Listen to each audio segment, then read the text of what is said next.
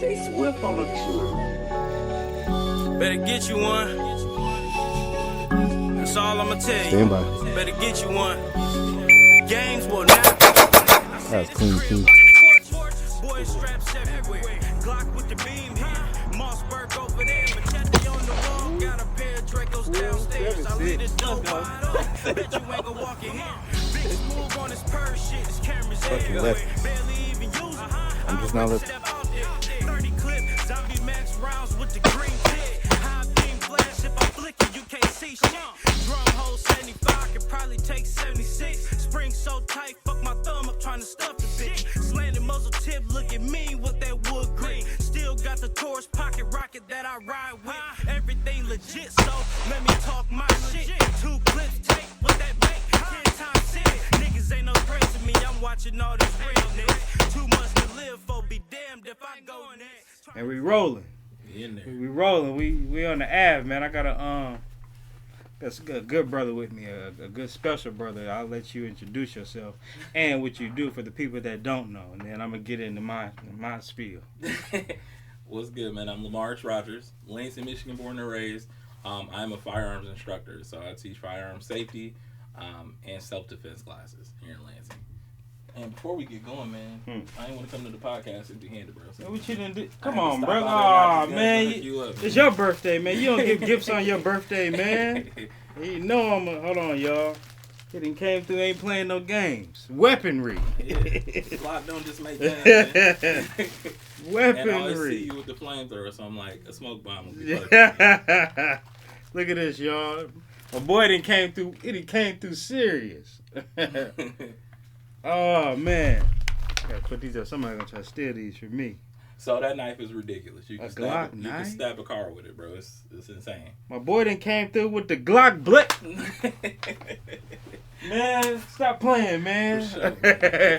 So we could jump right into it. So what made me even hit you up? I had seen an article, or actually a video on YouTube. They were talking about ex-cons possibly getting some law being passed for ex-cons to get their gun rights back. Mm-hmm. And I know when I got my CPL, one of the biggest hang-ups that I ran into was just not knowing where to start, not knowing what to do, just a deer in headlights, because it's an intimidating process, you know what I'm saying? And I'm pretty sure I'm not the only person. No. So part of that is, we'll get to that later, but starting with that, what's your knowledge on that? Like, how difficult is it? Because it's going to be a bunch of people that see it, man. I had no idea it was even in the air. So one of the things that I tell people, man, is like, what they're trying to do already exists. So you got to be careful. You got to kind of consider the sources to where it's coming from. Mm-hmm. This administration is just kind of throwing something to the two-way community. Now, is it a good thing? Absolutely. I definitely rock with it. It's an add-on to what already exists. So right now, if you are a non-violent offender, meaning no domestic violence charges, vary depending on like what drug charge you have, because there's some drug charges that you can't walk back. But if you're a non-violent offender, after 5 to 10 years, you can get it expunged and apply for your CPL. You can have your firearm rights restored. The trap in doing that sometimes, depending on your charges or whatever they were, who they were against, because that plays a huge factor too, is if it gets thrown out or you lose that I don't want to call it a trial, but I guess when you say appeal for to restore your gun rights, if it gets tossed out, it can be tossed out permanently. And you can never get it back. Yeah, so that's one of the things that I was learning. Where I was like, wow, that's kind of crazy. So I believe what they're trying to do now, and don't quote me on this, but I'm pretty sure I did a little bit of research on it. So the bill that they're pushing forward, it doesn't even have a committee yet. It hasn't made any traction. This was all based off of a mention from Trump. This is something that's been around? From my understanding, it's been around. It was just inactive, and they trying to bring it back up, right? So it's active. A lot of people don't do it because you need an attorney in a lot of cases. Okay. Or you just need to really put your head in the book and learn the process of how to apply for these things. So a lot of people don't do that. Right. So for the most part, it's that tribal knowledge thing where you hear what this person did, right, and you think that's the only way to do it. I have to go get an attorney. I got to pay them $5,000-$10,000 to fight this case for me so I can actually get that process. That's not it at all, man. Like, to give you some insight, when I got my CPL, I got in trouble as a youth. So Yeah. HIDA, for those of y'all in Lansing that have qualified for HIDA status and got that get out of jail free card. HIDA? I had never even heard of what's HIDA. So HIDA is literally a get out of jail free card for if you're under 21 and you commit, let's say like a felony or a misdemeanor, something that could really mess you up. Yeah. You get an opportunity to qualify for HIDA status where you do probation, you do the like you have to take the cognitive thinking classes and all of that stuff. I went through that process, man. Mm-hmm. And it was game changer for me. I learned so much in doing that, but it kept me free, kept my rights. Right. So I was on probation for I think 2 years. So probation was absolute garbage. Yeah. But I was able to keep my freedom and keep my rights. Yeah. So HIDA status got me about here. But when I applied for my CPL, I had to go in front of the gun board. And usually what that is, it's a board of white dudes. Mm-hmm. They're all really cool. They're all very pro-gun. So a lot of times they want to see you with a gun. But what it is they need to see you come in with the right attitude. So they like literally were like, hey, what happened? Right. I explained to them my situation, what happened, what I went through. And I told them, like, that's not me. That's not my family. That's not where I come from. It was a mistake. And I was like, I'm grateful for the opportunity. Bro, maybe 10, 15 minutes. They said, I stepped out the room, came back in, they handed me my CPL. Wow. Yep. I would have never even guessed that they're pro. I mean, you just, like I said, it's intimidating. Yep. So you'd imagine when you go in there, it's like fighting the insurance people. It's like they're looking for any reason, to throw you out the door. But you saying that's not how it was. The main thing that they're looking for is this somebody that's looking to get a gun and go do something stupid? Right, and then rightfully so. It's like, we're gonna check you out. Okay. Because there's two types of criminals. You got the idiots that's gonna do some real stupid shit and head right back. Right.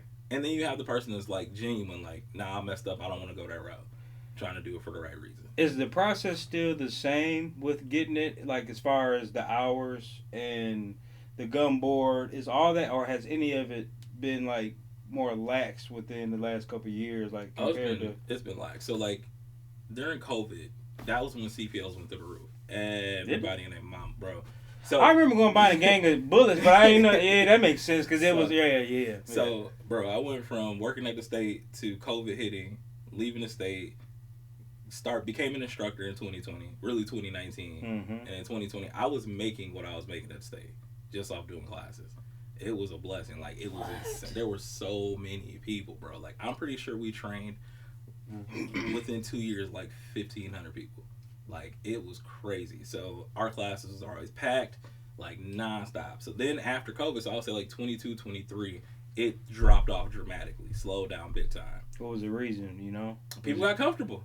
Bro. People went back to normalcy, in COVID, it wasn't COVID. It was the fear of, like, I'll call the police and they're not coming. Right. They ask you, like, is the person there with a knife in front of you? And you're like, no. Okay. Well, all right, then. Bang it. So people had that fear of, like, oh, shit, I can't call the police. Nobody's coming to help me. I got to be my own first responder. Yeah. So everybody went and bought guns. So in that year, 2020, 2021, do you know who the number one demographic was that purchased firearms? I want to know. I was going to ask you. You already beat me to it. Go ahead. Black women between the ages of 25 and 40. Black women 25 and 40. And when I tell you the numbers were staggering, it's ridiculous how many black women went and applied for their CPLs. They led the push. But it's also one of the things when you look at that and you think about it, how many black women felt unprotected? Right. They felt like, I got to go get a gun. So the majority of our classes were women. I was sure enough going to ask you that, because that was one of the things I wanted to even touch on was women in firearms, and you just answered it. So, I mean, even now, what's the ratio? If it's 30 people in the class, how many of them men and women? Just not even take race out of it, just women in general. Oh, just women in general. So I would say if it's 30 people, you're looking at least 18 being women. More than half usually are women.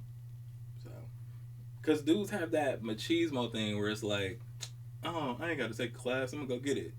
I'm going to just go get it. Right. Or there's the intimidation factor. Because we grew up in a black household where a lot of times guns are taboo items. Right. We're raised like, unfortunately, I better not see you with a gun. I'll whoop your ass. When they teaching their kids at 3 and 4, right, 5 and 6, out hunting, doing everything, and there's no, I need to go get a gun to defend myself.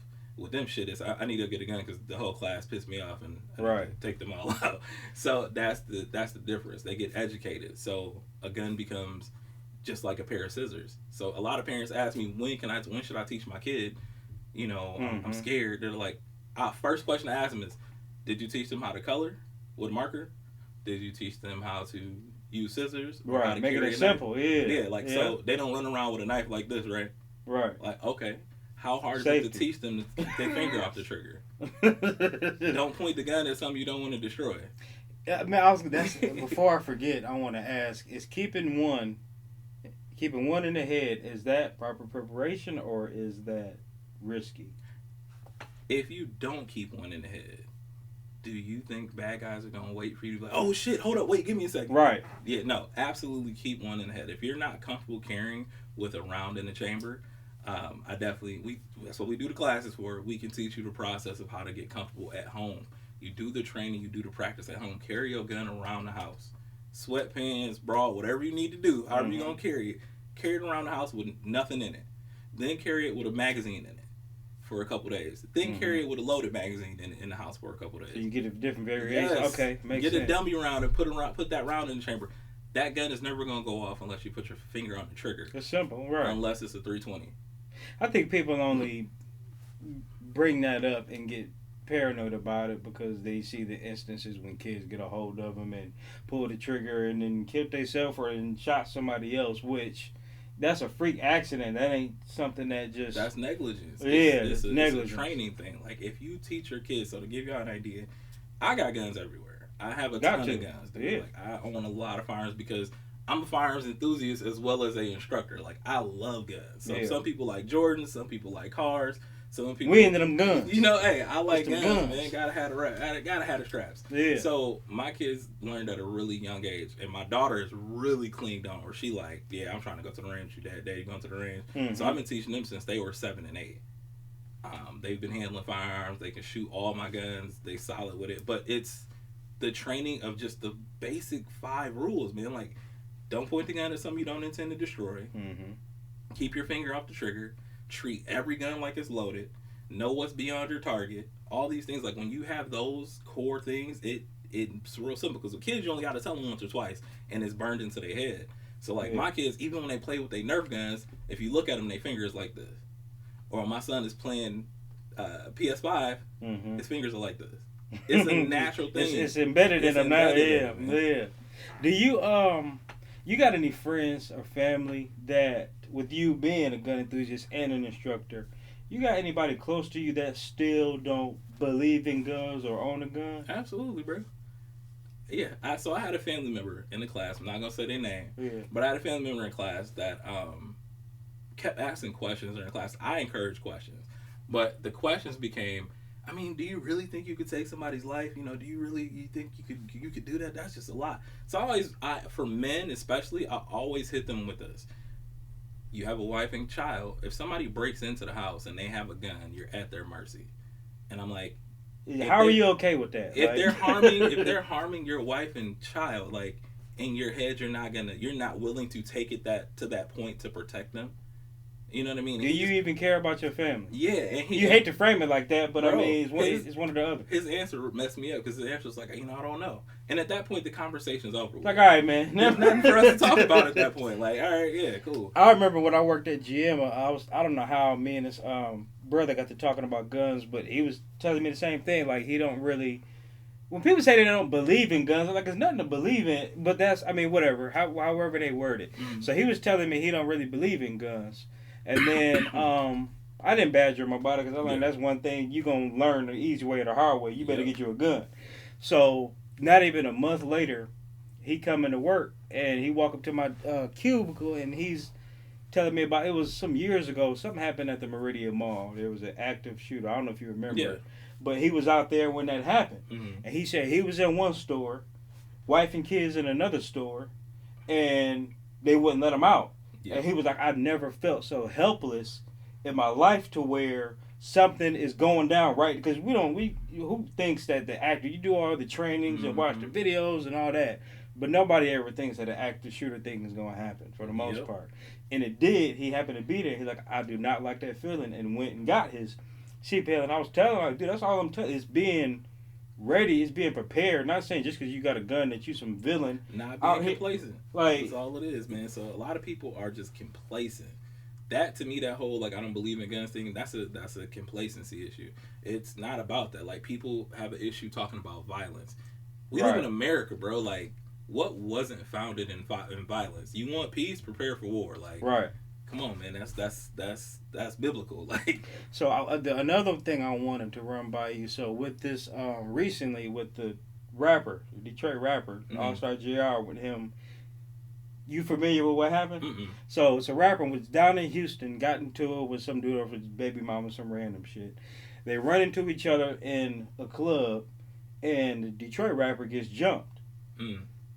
Somehow, from somebody, gun ends up falling out. They said, dude that's getting jumped gets a hold of the gun, pops two of them, gets up out of there. Yeah. Now.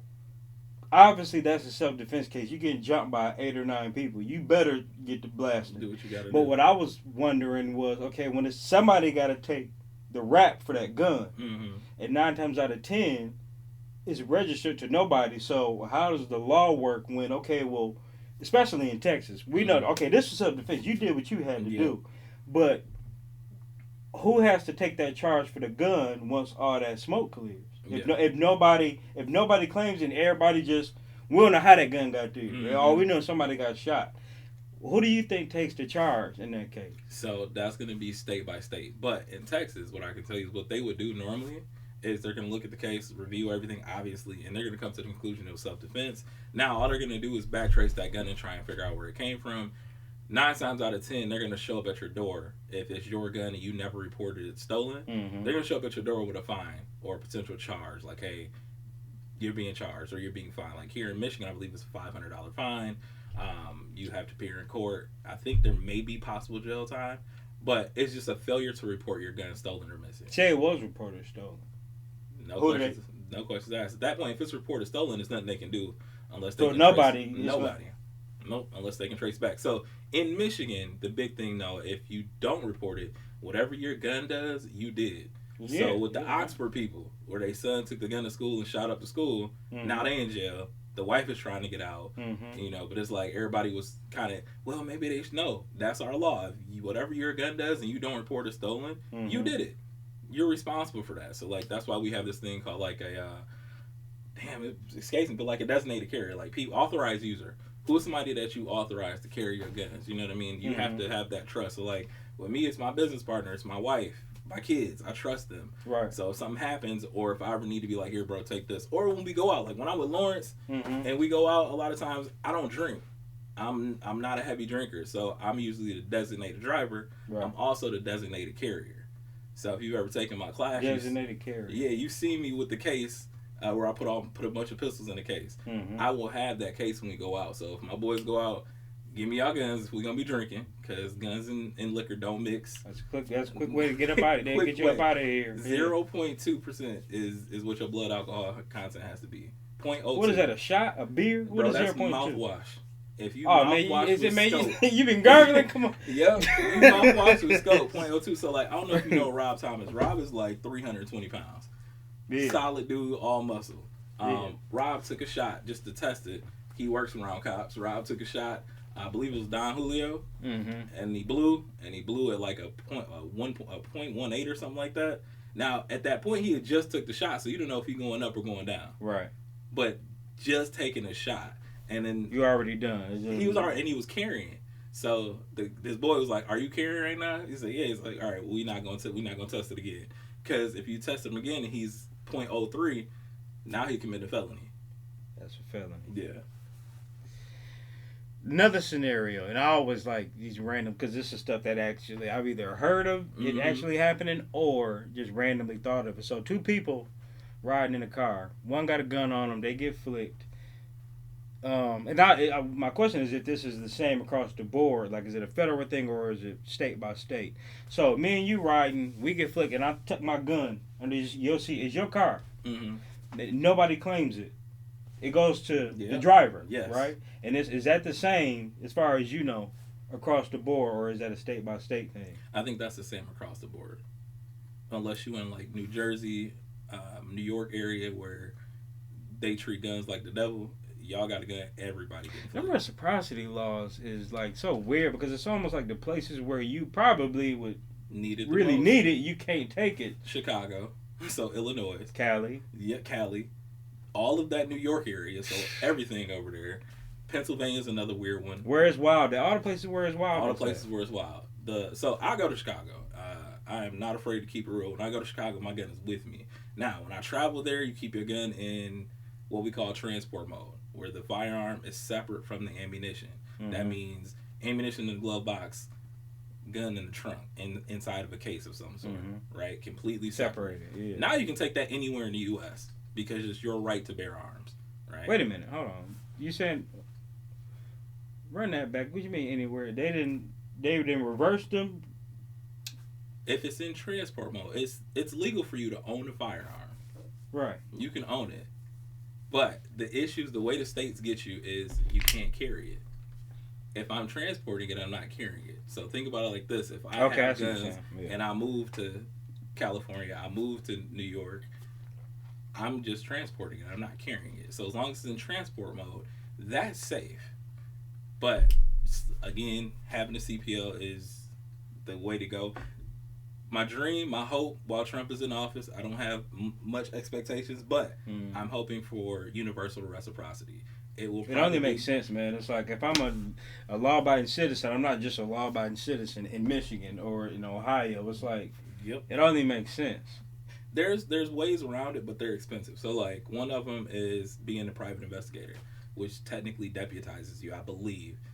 That is a way I think around it, getting you to where you can carry private investigator. I wonder what you or like a security license. So if you do like executive protection or something like that, those licenses I believe protect you in other states. Mm-hmm. So even the ones that don't have reciprocity, because you get the check on the back of your CPL and you get a special license. Is that the same? Because what I was looking at next, I didn't fill the paperwork and everything out. I think I talked to you about it before, but getting my FFL. So with that, does that come with any type of nothing? Nope. So the FFL just allows you to. It depends. So like, there's levels of FFL. So like, if you get like an FFL manufacturer, you can build your own guns in the house. Which one I gotta have to get an AA-12? A SOT. So SOT allows you to have full auto. What the hell does SOT stand for? I have no idea what it stands for. But we definitely I should have got it here. I can Google it real quick. But yeah, having the SOT is it's an add-on to your FFL. So you apply for the FFL. While you're applying for the FFL, one of the questions is, do you want to apply for your SOT as well? That's another background check, another process at a higher level. Was that process of getting that FFL, was that comparable to, like, well, how did that go? Because once again, it's an intimidating thing. I hear, okay, well, ATF got to come to your house, and so like, what is that? So, for me, it was different because we did it as a business, right, where we had our building and all of that stuff. So the ATF does come. We got to meet our ATF agent. Yeah. He was super cool, super chill. But the questions that they're asking, like, where are the guns going to be stored? What's the purpose of you having guns? What's your plan, right? And then making sure you ain't a nutcase, pretty much. Very much so. And then too, it's like letting you know, like, hey, just so you know, FFL or if you're a FFL, the ATF can come pop up at any moment and ask you where are all your guns, and you have to have all of them, know where they all are. Everything, the paperwork has to be done. They have to be stored correctly. That's where it gets scary. So that's why, like with gun stores, a lot of them do not play about their paperwork. Can't. Yeah, there's zero room for that. Absolutely not, because it can screw you over. It's a special occupational taxpayer is what an SOT stands for. Special occupational taxpayer. Yeah. I wonder. To be full auto. So it's an FFL holder who pays annual tax to deal in, manufacture, or import national firearms, NFA items like silencers, short barrel rifles, machine guns. An SOT is not a separate license, but a tax status that providing an exemption from doing any of the $200 transfers of the NFA items.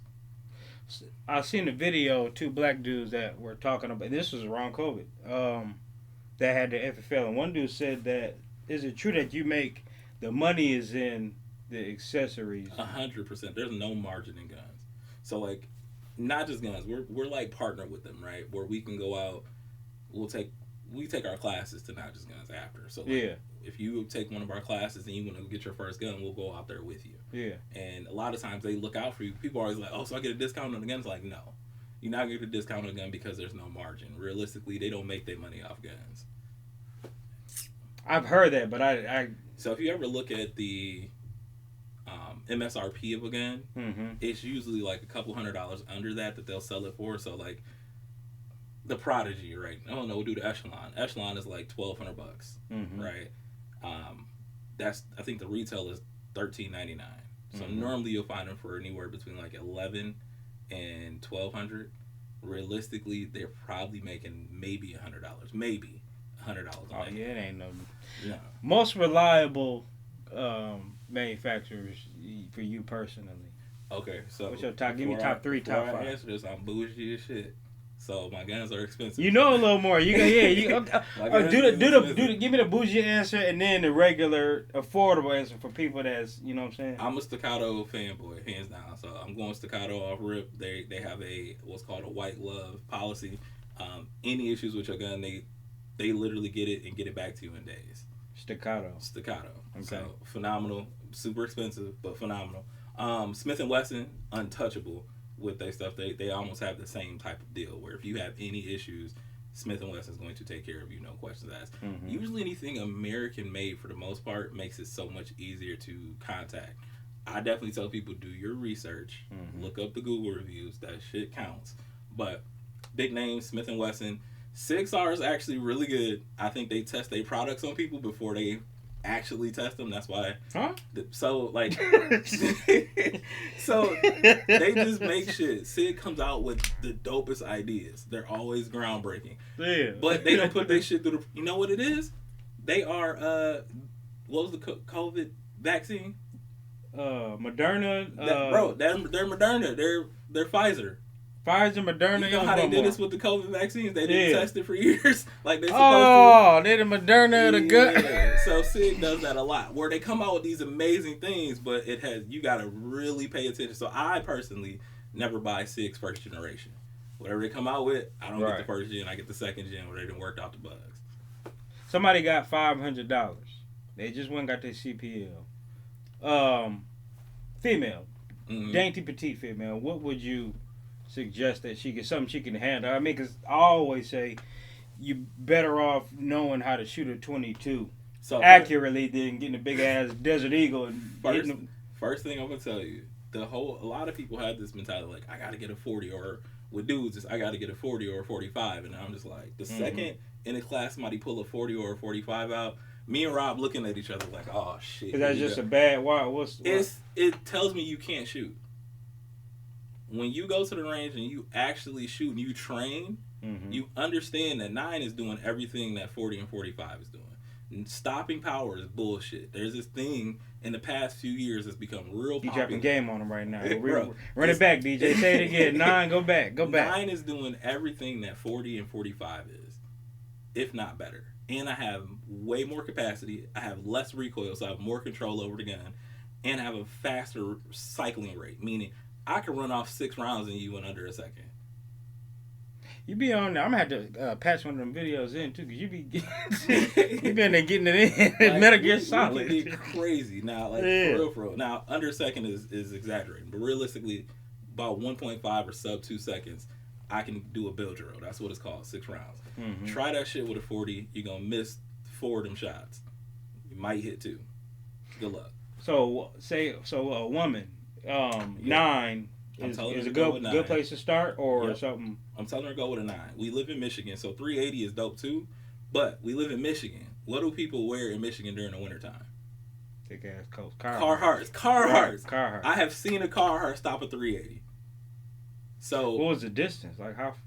It wasn't far. It was pretty damn close. Oh man, get 380 out of here. So then, it's and I don't know what it was. I don't know the load. I don't know what kind of round it was. Really don't matter. But it's a damn bullet. It's like, I don't want to have to question that. Yeah. So 9 with technology and where it's at, 9 is doing everything that you need. Like no questions. That's what I got. 9mm is it. So I carry 9. Why? Capacity. Every time I'm carrying about 40 rounds on my body. You got a favorite round? I do plus P for home defense or self defense ammo, and I do federal HST. So federal HST, I do that because that's what FBI carries, and I've tested it. I've seen what it does through barriers. I've seen how it goes through shit. It's not gonna stop. It's gonna do what it needs to do. The terminal impact is crazy, and it's fairly affordable compared to some of the other ones. You ever on the High Point? So, we have a High Point in class just to talk shit about. It's a hammer. It's a damn hammer. It's a $150 hammer. So to answer your question, if somebody had $500, $500. I'm going to tell them get especially if it's a female, it's a CZ P10C comp. Has a compensator on the front of it. That is going to reduce your recoil by like 40%. So now the gun barely moves when you shoot it. Mm-hmm. And it looks cool because it spits fire out the top of it. It's dope. That gun is like $399, $499. It's phenomenal. CZ is another top tier manufacturer. I will probably put them number 3. They're amazing. They're not American made. CZ make Scorpion too. Is that what it is? Same people. Okay. So some of the stuff is put together here, but a lot of it is I think that's Czech Republic. But CZ is phenomenal. You ever had any situations where you didn't have to draw down on somebody, or you've been blessed? Twice. 2 times. I was hoping you said, yeah, man, Baker. I gotta hear him. We need him. All right, so if you live in Lansing, you know where Pennsylvania and Kalamazoo is. Right. Right. That Quality Dairy. Where the hookers be. Bro. So I'm at Quality Dairy. This is Sunday. I think we're leaving church or something like that. We lived off Clifford, so it was right down the street. Yeah. Normally I skip going past there, but I'm like, I gotta run in here real quick. Got the whole family in the car. Get out the car. As I'm pulling up, because again, gotta be aware, pay attention to your surroundings. Mm-hmm. See a dude just kind of just looking weird, Mexican dude, going off, kind of pacing back and forth, kind of hands, and you can tell somebody pissed off. Up to no good. Yeah. If I didn't have to go in here, I would have just left. But I was like, fuck it, let me just get out. So I get out the car. Now I carry, so I have a process I do. So I walk around with a 21-foot bubble, right? Because 21 feet, 7 yards is kind of I won't say it's not a law, but the FBI did a test to see what is a reasonable distance that you can use your firearm. 21 foot, okay. So when you take our class, we'll show you what 21 feet look like. But 21 feet is going to be from that window to like your closet, right? That's the protection bubble. That's the distance in which you can use your gun. So anything that steps inside of that 21-foot bubble, for me, I'm saying what's up to it. You better be on point, yeah. Yep. And the second I say hi and you don't say it back, I know you was on something. Right. Right. So this dude, he's pacing back and forth. So I was, hey, what's good, bro? Motherfucker, I'm just like talking to himself. And I'm like, oh, he's on shit. drugs? I don't know, bro. So then the dude is like, he's like, what you say, bro? I got something for you, bro. I got something for you. Goes to his trunk. Now, mind you, I am parked at the end, maybe like 50 feet from the entrance of Quality Dairy. My family is in the car behind me. So he's going to his trunk, which is he's parked right in front of the door. So as he gets into the trunk, I'm like, shit, if he pulls a gun out and shoots, my family is in the crossfire. Right. So I'm like, I can't give him this opportunity. So I'm like, hey, what do you do? Bro, I saw a gun, drew super fast, got my gun out on him, and had my gun at him. I'm like, if you come out that trunk, I'm going to kill you, bro. I'm going to kill you. He dropped whatever he had and took off running. Crazy as shit happens. The cops pull up right then as he's taking off. Didn't say nothing to me. I hurry up and holster my gun because you don't want to be holding the gun on the police right now. Yeah. But apparently he did something crazy on the inside. They called. Cop gets to me. He's like, why didn't you shoot him, bro? And I was get him out of here. I was like, bro, I'm not trying to have a body on me, man. And then the other time that I had to pull my gun out was there was a fight happening. I think I was at like a party or something, man. There was a fight happening. It was downtown, and I saw a dude draw a gun. And I'm like, oh, shit. Now, mind you, I am a good distance away, but then everybody starts running towards us, and he's running towards us with a gun in his hand. So I drew my gun and had it down by my side at that point, just because I'd rather be prepared. Yeah. You know what I'm saying? Like, I'd rather be prepared, be ready. I'm not trying to brandish. I don't want to scare nobody. I'm not going to point it, but I want to be ready to go. Neutralize. Yep. Some more scenarios. So, tell me if I'm right or wrong with these situations. You in the house, somebody's breaking into your car. You can't shoot them. No, cannot kill over property. You in your car. Somebody go to carjack you. Shoot them in the face. Drop them. Yep. Somebody break in your house. Shoot them in the face. If they break in your house and they leaving. How you know they're not coming back? So there's Say they break in your house. They hear you. You got shotgun. You rack the shotgun. You come around the corner and see he done took off. Remember, like on Boys in the Hood, yeah, where you see them on the way out the door. mm-hmm. Can you still shoot them even though they on their way out? So this is what I'll tell you. First and foremost, I'm not an attorney. This is not attorney. This ain't legal advice. This is not legal advice in any way, shape, or form. Yeah. A lot of times, bro, you got to do whatever you feel in that moment, because at the end of the day, the important thing that you do is shut your mouth. I think that's the biggest mistake that we make. I used to be a bailiff for Eaton County, so I got to see and hear a lot of things from attorneys, from judges. Bro, we talk too much. If you keep your mouth shut, you let your attorney fight that for you. He broke in my house. Bun B is a perfect example. I remember hearing about that. Dude broke into Bun B's house. Bun B's wife basically saved his life, got him the gun. Bun B chased that dude down. I don't remember. I think he did shoot the dude. Chased him down outside the house? Yes, he chased him down the street because dude said, "I'll be back. I'm going to come back." Okay. That That's statement different. alone Yeah. changed everything. Now, were we there? Do we know that that's what that dude said? No. Bun B had a high-paid attorney. Like, no, this is what he said. Yeah. I had to down him. Because now at that point, you have a reasonable fear. That's what it's all about. You only get to use your firearm under 3 circumstances. Fear of great bodily harm, death, or penetration. Period. That's literally what they tell the jury. Does a reasonable person looking at your situation feel that they had a reasonable fear of great bodily harm, death, or penetration? That's it. So all the talking that we do in between is what fucks us up and it gets used against us. Whereas if you just keep your mouth shut, do all the things. So I have a process that I teach people in class.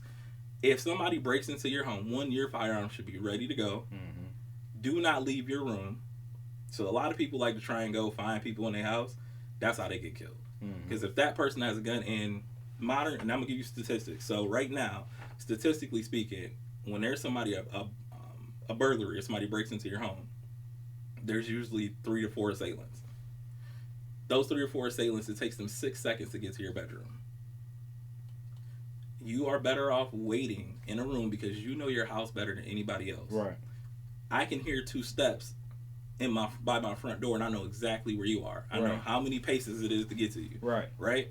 I got the advantage. I got home court advantage. You're in control. You know what's here. I'm not coming to you. I'm staying right where I'm at. I'm gonna hunker down behind his bed or behind his dresser. The second you come in sight, I'm letting off. You're done. You're cooked. Or I'm gonna hit you with this flashlight. Yeah. And then I'm letting off. You're done. If you don't come upstairs, cool. You just one of my worldly possessions. You can have that. Are you bigger on shotgun? I mean, somebody for a home burglary. Are you grabbing a pistol or shotgun? I'm grabbing an AR. Oh, yeah. I'm grabbing an AR. So, bro, I'm not a shotgun person. Shotguns are dope. Don't get me wrong. It's the perfect home defense weapon. Yeah. But for me personally, a 300 block out with a suppressor, I'm cooking anything that comes in. Is there such thing as, that makes me wonder, is there such thing as overkill when it comes to somebody that's in a home burglary or whatever? You did it. Yeah, you neutralized them, but you overdid it. Say if you didn't put 2 in his chest and then you didn't put 1 in the head and then went to town on them. Is that a thing when it's time to go to court as far as... The only way that plays a factor is the kill shot. When you shoot somebody 3-4 times, they on the ground, and you walk up and shoot them. Because the trajectory of your bullet is going to tell the story, right? You can't just walk up and put 1 in somebody while they on the ground. That person wasn't a threat. Because they weren't a threat. If he's still breathing and what if he got his hand in his waistband and he on the ground? Then again, we back to the attorney talking for you. If you tell that story in court... It's cool. You're going to jail. You let your attorney say it in a... So with law and being in the courtroom is different, man. You can't apply logic to it because our logic does not work in the courtroom. Right. That's why you get an attorney that knows the language to speak, knows what to say, because there's a way that you phrase it that's going to get you off. Yeah. Every single time. We get in trouble because we like, I saw him reach for the gun. I know it was gun. He was in his waistband, so I shot him. You know what I'm saying? I let off too. We're trying to advocate for ourselves, and that's like you said, talking too much. And you're talking too much because everything you say can and will be used against you. And it got to be worded in a way to where there's no gray area in it. And I'm not an attorney, so I got to let my lawyer do that for me. So that's what USCCA is for. That's what the U.S. Law Shield, all these different agencies that are literally like attorney insurance for guns. Okay. So MCRGO, I believe, has something like that too, and I push them heavy. Always have an attorney, but keep your mouth shut, man. So to answer That's that number question, one thing. Yeah. nah. If because this is the thing, people have this idea when we ask every single class, how many bullets does it take to stop a person? What do you think the number one answer is? One. So then I always tell people about this new thing that just became popular in the last 5 to 10 years. You see it everywhere. There's movies and TV shows about it. It's called meth. You ever seen a motherfucker on meth take one shot? There's literally a video of a dude where a cop, I believe he was shooting a 40, shot this dude 9 times, and the dude kept coming. That white dude, I remember that. Yes. I thought it was fake when I seen it. No, real, bro. He was off that shit. Meth is a hell of a drug. Meth turns people into zombies. So he was on real zombie time too. That's the same video. I'm thinking it gotta be. Yep. Cause he's like damn, like he started laughing. Yeah. I remember he was that. Yelling the whole time. Or yeah. Just recently, because that video is a few years old. Just recently, there was one where dude had stabbed his girlfriend. He was on top of her, stabbing her in the neck. Cops walk in, 3 into him. Boom, boom, boom. Hit him in the chest. Dude is over with. Falls over. They move her away from him. He pops back up with the knife. Oh, man. 5 rounds. He drops down. They kick the knife out of his hand. They start getting her out. Pops back up again, grabs the knife, and now they all dumped into him. He's gone. But it's like... He was on meth. Absolutely. Bro, meth is something different, dog. Like, he was on that meth. So if you want meth, I gotta... That's why I'm big on, like, having AR. So women, a lot of times, are told, you gotta have a cute, pretty gun. Ladies, if you go to buy a gun and they push you towards that pink SCCY gun. Pink sissy. I think it's called a Sky. Throw that shit in the trash, walk out the store, they don't like you. I always tell women, it's easier to shoot an AR than it is to shoot a pistol. And they freak out until we get them to the range. Mm-hmm. We take them through the class. They kind of struggle with the guns, or they get to a point where it's like, okay, I got it. I like this. Mm-hmm. Then we take one of our ARs and put it in their hands. I let them shoot a full-size AR, and they like, is this going to blow my shoulder off? Am I going to get knocked back? And I'm like, yep, it's the most recoil you ever going to feel in your life. And then they shoot it, and it's nothing. Right. So then that's when Rob pulls out his gun. Rob has what we call toodles. Rob keeps toodles in his bag. Toodles only comes out as a tool to help us later. It's his Mouska tool. Toodles is a 300 blackout, and I believe it's like a 5-inch barrel. Yeah. So, and he has a suppressor on it. Bro, when I tell you it's movie quiet.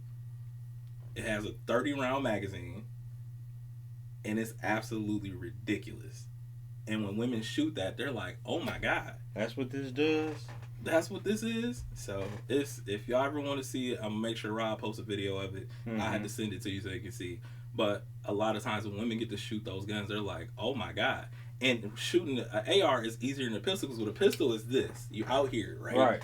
You only got 2 points of contact. Right. With AR, it's attached to your body. So now it's against your shoulder. You're pulling it into yourself. There's no movement. Right. So it's already no recoil. It's point and shoot. Super easy. You got a dream gun? Oh, yeah. So mine's is an Infinity.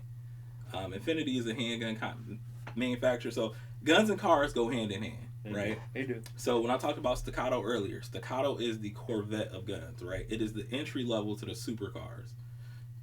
Sounds crazy, right? Because when I say Corvette being entry level, right, that's what you see. You look at me sideways, but when you put a Corvette next to a Bugatti, right? Okay. Unless it's the new one, right? Yeah. The ZR1X. Yeah. Staccato has a gun called an XC. It's $4,500, right? So the gun that I normally would be carrying is about $3,500. That's after I put everything into it, did all my stuff to it. Infinities run like $10,000, $11,000. They're pieces of art. They're like literally like a Bugatti. I've never even heard of. When you get a chance, Google an Infinity 2011. If you look at it, bro, it's a piece of artwork. So if you're a person that likes metal and manufacturing, it's the most gorgeous shit you'll ever see. That's some shit you ain't even gonna shoot it. They gotta be in the case. No, I'm running that shit. But they design them to run like they're off the chain. So really, any 2011 is where you're kind of stepping into the hypercars. Now, Glock is your Honda. Mm-hmm. Straight up, that's the best way to explain it, because a Honda gonna get you from point A to point B reliably without question all the time. Now you can take a Honda, you can put another 10 grand into it and turn it into some shit that's gonna smoke up a Corvette. Same shit with a Glock, right? Mm-hmm. Our high points are just, what's the shittiest car you can think of? Equinox. Equinox. It's your Chevy. What is it? The 2013 Equinox. absolute dog shit. Don't do that to yourself. You get what you pay for. Right. That's the high points of what I tell people. That's like going to the dealership and buying a $1,200 car. You know what you're getting yourself You into. just like, what are we talking about? It's a boomerang. Like, It's a boomerang that ain't gonna come back. You better. I always said you better off throwing that at somebody than shooting bro, it. you better off just getting a go-kart, dog. What are you doing? What are you doing? So yeah, so it's like that's kind of the breakdown. There's just the entry level, but there's a level of guns that people don't even. Where does Kimber fall in there? Kimber is your Ford Mustang. Because with a Kimber is, they fell off. When they first came out, they weren't that dope. They used what's called MIM parts, which are mold injected manufacturing, something like that. Basically, where they inject the metal injected mold or something like that. MIM parts break a little bit easier, and that was kind of the issue with Kimbers before. Kimber has revamped, so when we talking about this Kimber 2K11 Pro, top tier, bro, phenomenal. Yeah, they are running with the big dogs now, so Kimber is back up to what it should be. Kimber's phenomenal. Is there a future in the whole ghost gun, the 3D printed things? Is that you ever? It's one of the things. It kind of scares me because it's like it's gonna fuck it up for the gun community. So I'm 2A all day. I believe everybody should have a gun, have a right. It shouldn't be infringed whatsoever. Period. Because that's a term, 2-way. Yep, 2A. So Second Amendment. Okay. Yep. So 2A, the 2A community is just heavy on like don't that because that's the one amendment that says shall not be infringed. Right. Period. Because it's to protect against tyranny and everything else. Right. At the end of the day, all men were created equal, but really Smith and Wesson made them equal. You feel me? Like, because if you got a gun and I got a gun, you know what's gonna come with it. If you know I have a gun, you're not going to. It's a level of respect that comes with it. Comes with let's just be cool because we know where this can go right now. Especially when you're well trained. So like me and Rob, like I used to get in fights. Lawrence is my best friend, dog. Come on. I used to get in fights all the time with him. Yeah. Be around fights, be around people making horrible decisions. That shit stopped. So like I got stabbed in 2009. That changed my life forever, right? Where was you? So I told the story every class period. So it's like that's how I got into firearms. I remember that too. Yep, vaguely. It was 2009. Went to go pick up my girlfriend, who's now my wife, from a party. When I walked in, bro, it was like I can't explain it, but it's discernment. You know what I'm saying? My mom calls it the Holy Spirit, but it's when you walk in and you ever seen a movie where dude walk in the saloon and all the music stop and everybody turn and look at him? That was me. Walked into this party and immediately was like, yo, I could hear a voice saying, get the fuck out of here. What are you doing here? So I went in and I'm popular. I'm Mr. Football. I'm in the best six-pack, best shape of my life, driving a BMW. So I walk over to her. I'm like, hey, I got to get out of here. I'm about to get jumped. She's like, what are you talking about? I don't know what it was when I walked in. There was a room full of dudes. So Hispanic, Asian looking mugs in here just playing. They was drinking, playing cards, something. As soon as I walked in, they stopped talking. Complete silence, all staring. Oh yeah, it's time I to knew roll. it was up, so I told her I gotta go. Walk outside, I get followed by 6 dudes. I'm on the phone because everybody had the Bluetooth. Right. So I called my brother, he didn't pick up. I called Lawrence, who never answers his phone. I'm like, Lawrence never answered the damn phone. Lawrence picked up, and I'm like, bro, call Yvette, find out where I'm at. I'm about to get jumped. All I heard was, nigga, what? So as soon as I turned around, bro, the dude behind me was like, "Oh, you calling somebody?" And bro, I thought they wanted my car, so I just threw my keys. Bro, as soon as I look back, I look back, all I see is like a rock or a fist. I don't know if he had a brick or what hit me. Everybody got a plan, right? Right. Grateful opposite. Everybody got a plan, so they get punched in the mouth. Right. That was Mike Tyson. Right. So before this fight happened, I'm like, they picked the right one. I'm about to fuck these dudes up. I'm about to tear them up. I'm in the best shape of my life. I run a 4.440. I'm about to get it done. Bro, I run a 4.440. I benched 400 pounds. Like, it's rap. I've been waiting on this. Been waiting on this. But I'm training. My only training was to be a football player. And what do you do as a running back? You run fast as shit and avoid getting hit. Yeah. So what we tell people is your body's, people have this mentality, I'm going to do this, and that. No, your body's going to revert to its lowest form of training. My lowest form of training was running fast. When I got hit with that brick rock, whatever the fuck it was, and I felt my teeth clingle around, I spit out 3 or 4 teeth. Oh, no. Bro, it's December 31st going into New Year. So it's New Year's night.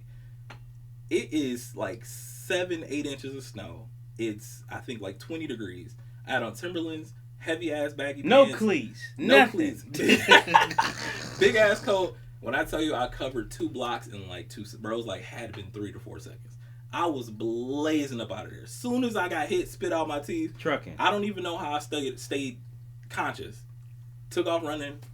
You get what's called tunnel vision. Tunnel vision, you kind of focus on freedom or what the threat is. So for me, I just saw clear. These bad guys aren't over there. That's where my body ran to. Boom. I ran down a dead end. So on the other side, bro, on the other side of the dead end is the highway.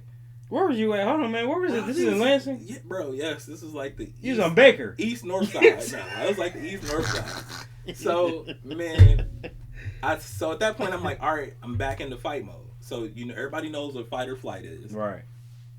Fight or flight is determined on your training. If you don't train for it or you don't have a plan for it, your body is going to make a business decision for you. So in that moment of getting hit with that brick, my body said, no, we're not. We out of here. We out of here. Yeah. Made a business decision. Now, you can go back to fight, given the circumstances or whatever situation is. So mine was now, I got a dead end. I don't have a choice. So I had to turn around and fight these dudes. So at this point, all the shit my granddad ever taught me about fighting and my brothers always taught me about fighting. If you fight a bunch of people, what they tell you to do to one of them.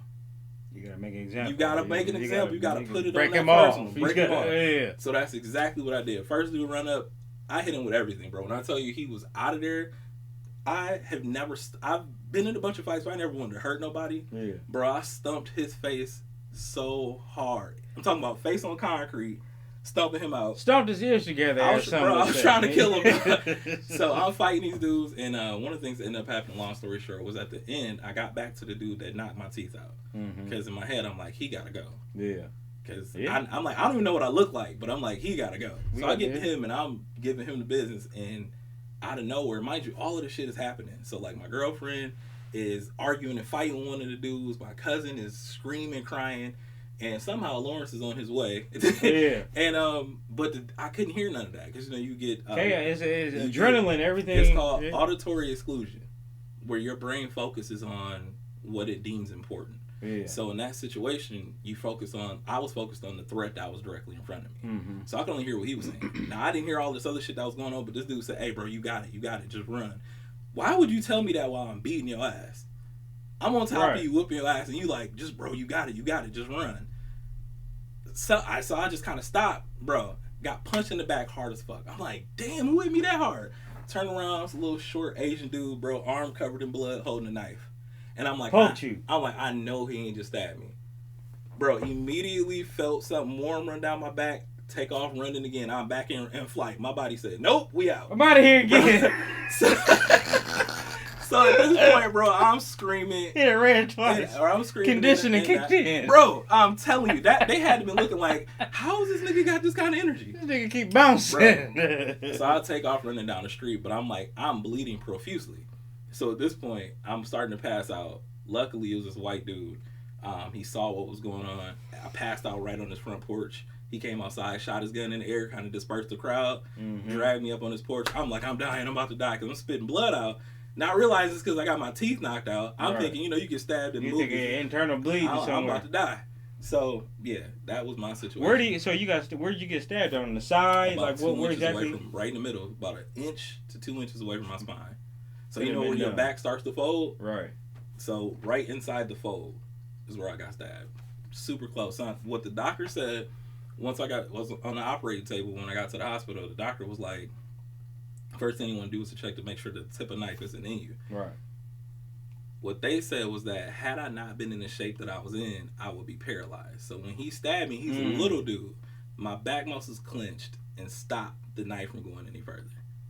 Muscles. So, yep. Bless him. And that was God. You clearly wasn't carrying back then because this would clearly be a whole different story. Yeah, bro, that shit would have been over in 2 seconds. Talk to me about the class, because that's why I want to ride. Because I mean, you look at all of that we just talked about, the experiences, the risks, all of that leads up to where you are now, and you being an instructor and able to tell people those stories. So talk to me about the class. So the class for us, man, like I've taken multiple CPL classes. I definitely recommend You don't have to take CPL classes over and over again like I did in the beginning, but this is I didn't know. So those are the only classes I knew. I didn't know it was basic pistol. I didn't know it was defensive pistol. I didn't know it was home defense, red dot, all these different classes you could take. So a CPL class is just the basics. I want people to understand it is not training, bro. It is literally a class. Like, it's telling you all the legal shit. It's getting you mentally prepared. There's only like maybe 30 minutes of shooting. You shoot 30 rounds. That's about it. So the CPL class for us, we teach it different because we come from the civilian perspective. So one of the questions I get asked every time I go shooting somewhere new, people see me shooting, they're like, "Are you military? Are you law enforcement?" That's the funniest shit to get asked by white people because they're like, "That's a compliment." They're like, "That's a compliment," because yeah. they don't know how to say it any other way, and I'm like, "No, man, you're black. How can you shoot so good?" So I'm like, "No, man, I train. I train my ass off." Yeah. So we teach this class not from a law enforcement perspective like a lot of people do. Now, not saying that they're not good. Mm-hmm. They have a different type of experience in life, though. So police officers, military, they have rules of engagement. Mm-hmm. We don't, bro. We have nothing. We get no legal protection. We got to make a statement that night. Mm-hmm. We getting arrested no matter what. Cops get 72 hours where they got to say anything. They don't get arrested. You know what I'm saying? Like, they can conjure up something if they got to. And then if you're in the military and you off somebody, you got no questions asked. You was in the line of duty. Right. Doing what you got to do. So with us, we teach it from a civilian perspective, meaning we're not drill instructors. The class is funny as hell. We're going to have you laughing the whole time, make you feel comfortable, because then it brings down that anxiety. Take that edge off. Yeah, it takes the edge off. Yeah. So then as the class proceeds and goes on, it's an 8-hour class. It has to be 8 hours by law. Mm-hmm. If you're out there giving classes, there's 2 hours, you go into jail. And when they go to jail, you lose your CPL. Yeah, it's over. Bro, it's to happen like 4 times in Lansing with people I know. Where I'm like, they got their CPL on some fugazi shit. Backdoor shit, yeah. That person got caught, and they lost all their CPL privileges was revoked. Bunch of other shit coming in. Yeah. So class is 8 hours. During that 8 hours, you're going to get a legal video. You're going to get all the talking to. You're going to answer all your questions. And then we hit the range for maybe 30 minutes, and you shoot 30 rounds. But with us, we always give you an opportunity to come back and train with us one-on-one because me and Rob are at the range. I'm at the range 3 times a week. So it's a non-stop thing for me. So we're always there. People always want to come out. We take them out. We shoot. Mm-hmm. You gonna get it. We gonna get you there no matter what. Name of the class. The Advocates. The Advocates. Yep. So theadvocates.net. So www.the-advocates.net. Class 8 hours. How much? Because it's gonna be people they gotta know. So $125, and we cover everything. So you don't have to do nothing but show up to the class. We got you on guns. We got you on ammo, eyewear, earwear, whatever you need. We'll have everything there for you. Now, if you have your own firearm, please bring it. We encourage it. We want you to train with your own gun. There's no excuse not to be ready. Absolutely not. We talked about it earlier. I'm gonna say this and kind of round it out. One piece of advice you could give the watchers, the listeners, when it comes to owning a gun, having that confidence, having that reassurance to go out there and do it. Somebody that's possibly still second guessing it or skeptical about it. What's one thing? Say if you had to change their mind about it, what's one example, one piece of advice, whatever you give them to get the point across that you need to do this. This one is slightly vulgar, but I keep it real with dudes. Whenever I talk to men, I'm always like, if a dude busts in your house and he got a gun and you don't, what if he's gay? What if he want to take something from you? You got to give it up. You got to make a choice. It's either take a bullet or you taking something else. Yeah.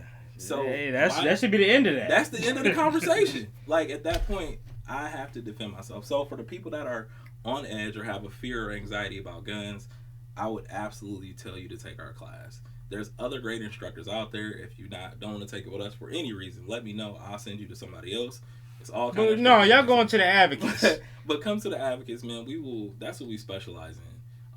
I'm big on therapy, so I'm in therapy. I'm heavy on therapy. We've had therapists in the class that have given us a lot of knowledge on how to help people with that anxiety. Mm-hmm. Bro, once you get into it, guns are the most fun you can have. Period.